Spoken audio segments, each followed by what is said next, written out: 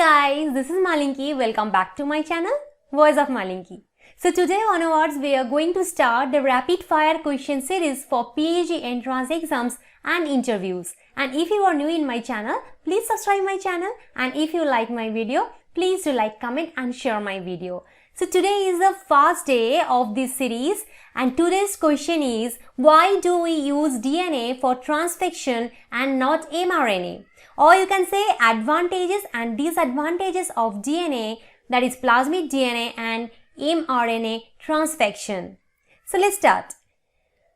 Okay, so transfection is the most efficient technique to express a gene of interest in your cell. Plasmid DNA is commonly used for transfection. A plasmid DNA attaches the cell membrane and is taken up by the cell through endocytosis. It needs to enter the nucleus before it can be transcribed into mRNA. mRNA then exits from nucleus and is translated into protein in the cytoplasm.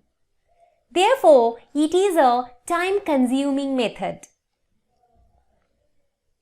The mRNA transfection process is simpler.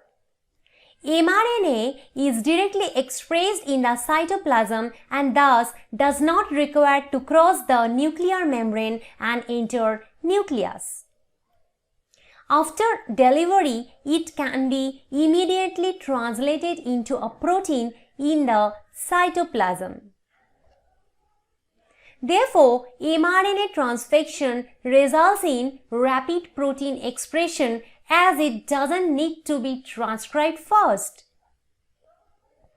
mRNA does not enter the host genome and risk of mutation of the host DNA in the transfected cell is also eliminated. But the protein production may be lower in this case as mRNA is unstable and no new mRNA is produced by the cell following transfection. As mRNA is single-stranded, it is very much unstable. It is also hard to work with mRNA as it is very unstable molecule.